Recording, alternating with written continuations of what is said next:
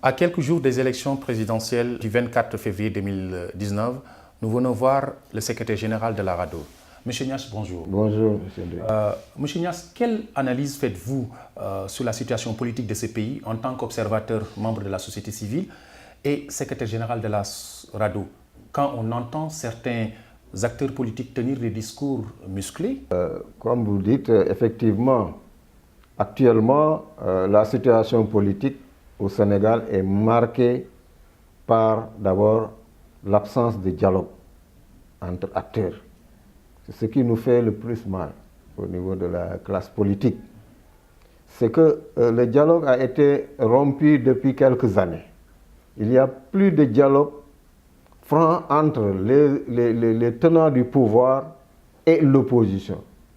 Ce qui a amené effectivement à des faits tels que l'instauration du parrainage, une loi sur le parrainage qui a été votée de manière unilatérale par la mouvance présidentielle, n'a pas fait l'objet de dialogue et de consensus.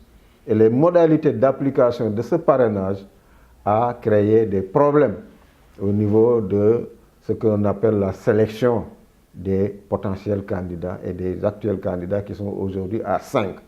De 27, ils sont passés à 5.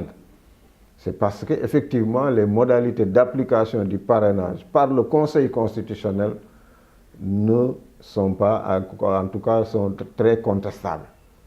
Il y a également les dossiers juridico-politiques, tels que l'affaire de Khalifa Sall et de Karim Wade, et la manière dont ils ont été écartés de la course à la présidentielle également sont des dossiers, en tout cas des décisions contestables par le Conseil constitutionnel qui sont contestables, qu'on peut contester effectivement. Et l'absence de dialogue politique, effectivement, conduit aujourd'hui à ce que vous appelez le discours, vraiment souvent qui frise un peu la violence. Ils font appel, certains disent, oui, nous avons recruté des gros bras, des nervis pour notre protection. D'autres disent, il n'y aura pas d'élection au Sénégal. Un discours très violent que nous fustigeons et demandons à ce que les acteurs politiques se ressaisissent et évitent effectivement ce discours qui lance un appel pour, en tout cas en direction de la violence, en direction de la violence. La protection de tous les candidats et de la responsabilité des forces de sécurité au niveau national. De tous les candidats, je dis bien, aussi bien de l'opposition que des candidats actuellement sortants. Il faudrait éviter des discours et des pratiques qui peuvent basculer vers la violence électorale, effectivement, au Sénégal. En tout cas, l'environnement politique également est marqué par d'autres faits. Par exemple, il y a les cartes d'électeurs, qui ont dit cartes d'électeurs combinées à des cartes d'identité nationale, dont la distribution également laisse un peu à désirer et elle est, en tout cas, tarde à être distribuée à 100%, même à un taux vraiment acceptable. Il y a toujours des jeunes qui n'ont pas pu entrer en possession de leur carte d'électeur.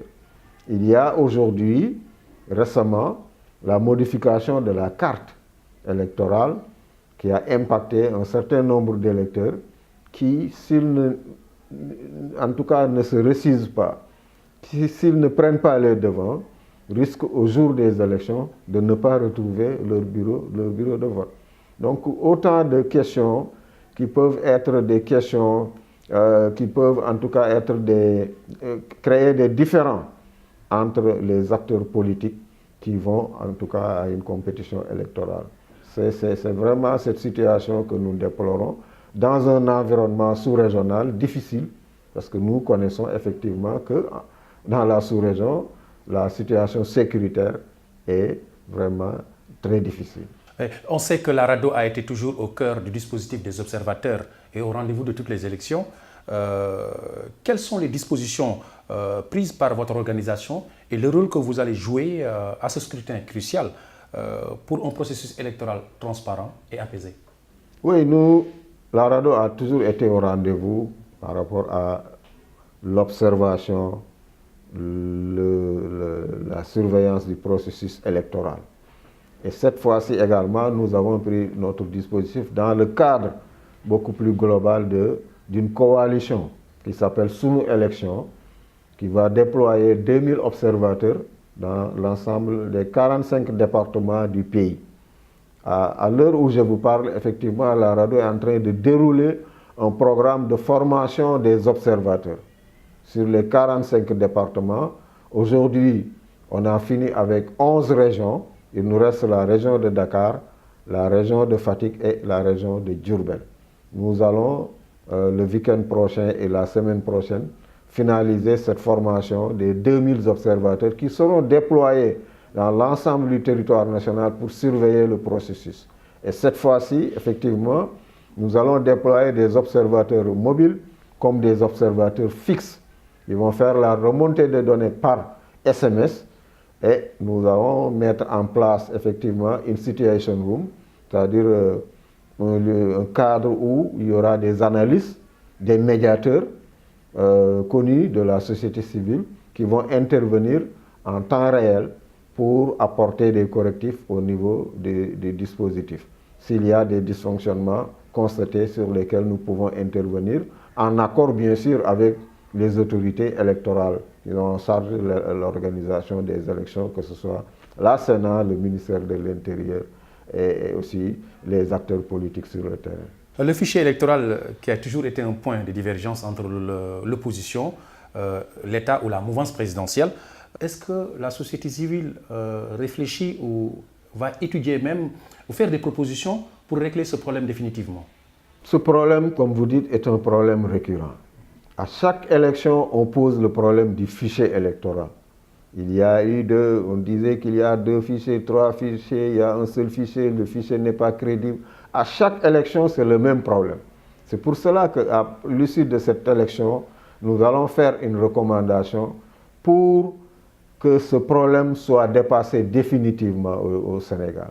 La société civile va offrir en tout cas ses services pour un audit, une certification du fichier électoral, mais également pouvoir mettre sur place un dispositif qui permettra de contrôler en temps réel le fichier électoral où on puisse se trouver au Sénégal.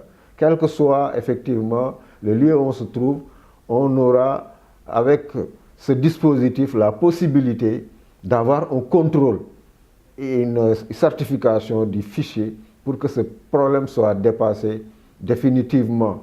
Parce que effectivement, les partis, les candidats à la candidature avaient demandé qu'on mette le fichier à leur disposition, ce qui n'a pas été fait. C'est un peu rendu difficile, effectivement, ces opérations de parrainage, il faut le reconnaître.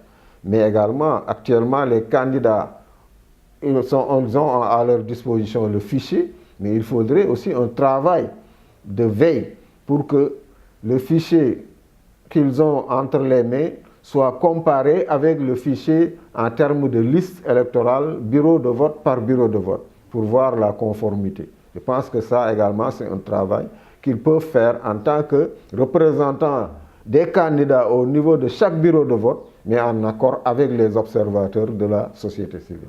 La dernière question, quel message en tant qu'organisation qui lutte pour la défense des droits humains, le message que vous allez lancer aux citoyens sénégalais par rapport à ce scrutin?